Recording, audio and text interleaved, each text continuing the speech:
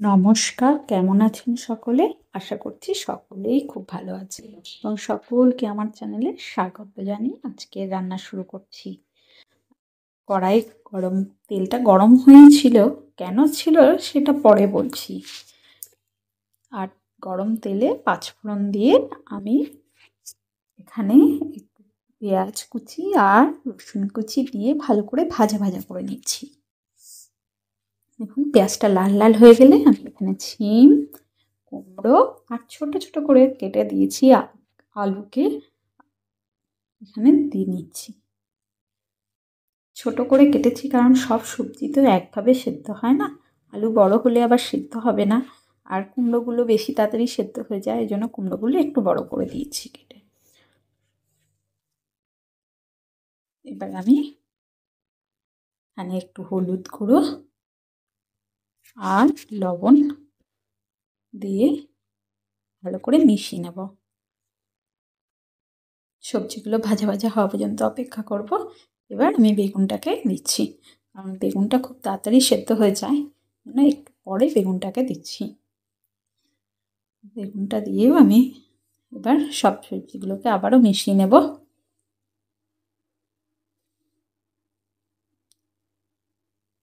এমন সুন্দর রেসিপি পেতে আমার চ্যানেলটাকে একটু ফলো করবেন, সাবস্ক্রাইব করবেন।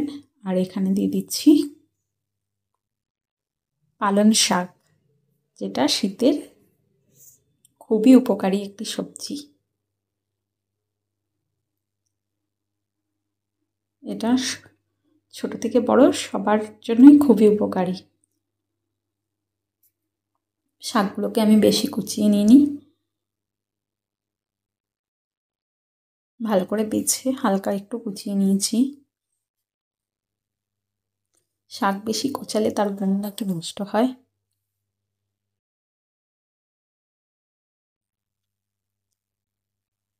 ভালো করে সবজিগুলির সঙ্গে শাকগুলিকে মিশিয়ে নেব।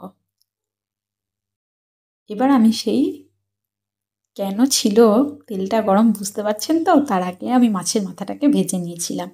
এবার আমি এখানে মাছের মাথাটা যোগ করে দিচ্ছি। মাছের মাথাটাকে একটু ভেঙে নেব খুন্তির সাহায্যে, ভালো করে ভেঙে এইটুকু জন্যই কিন্তু টেস্টটা একদম অন্যরকম হয়ে যাবে।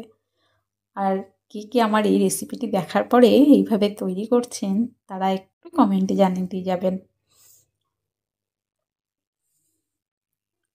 খুব ভালো লাগে এইভাবে রুটির সঙ্গে বা ভাতের সঙ্গে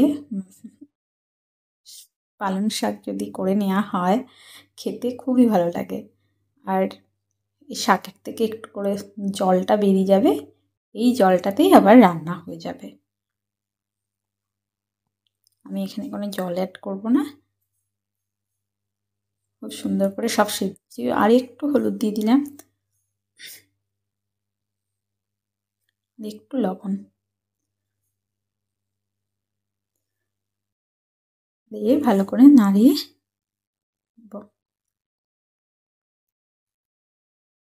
মিশিয়ে নেব সবগুলোকে একসঙ্গে। কাঁচা লঙ্কা ছেড়ে দিয়েছি, দেখতেই পাচ্ছেন।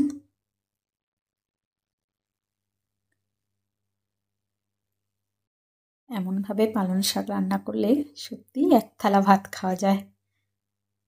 যারা পালং শাক খেতে চায় না তাদেরকে একবার এইভাবে বানিয়ে খাওয়াবেন, দেখবেন ঠিক তারা পরে বলবে আর একবার বানিয়ে খাওয়াও।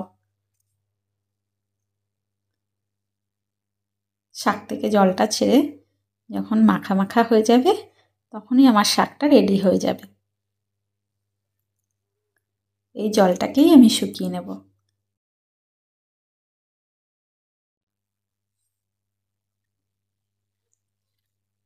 প্রত্যেক দিন আমাদের পাতে একটা করে শাক থাকা খুবই উপকারী। হয়তো কাজের চাপে সময়ের জন্য হয়ে ওঠে না, তবুও অনেকে চেষ্টা করেন। তবে এইভাবে যদি শাক রান্না করে নেওয়া যায়, তাহলে কিন্তু অন্য কোনো সবজি বা পদ লাগে না, শুধু এই একটা পদ দিয়েই সমস্ত ভাতটা খেয়ে নেওয়া যায়।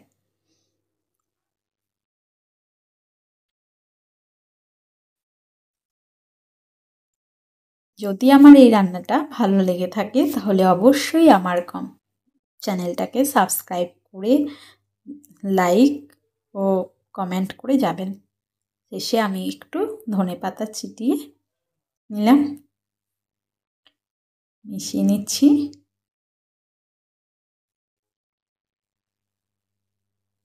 দুর্দান্ত স্বাদের রেসিপি এটি। পালং শাকটা এত সুন্দর টেস্ট হয় এইভাবে রান্না করলে। আমি এখন সার্ভিং বলে তুলে নিচ্ছি। দেখুন খুব সুন্দর খেতে হয় এইভাবে রান্না করে। অবশ্যই আমাকে একবার জানাবেন। সকলে ভালো থাকবেন, সুস্থ থাকবেন, কমেন্ট করে যাবেন।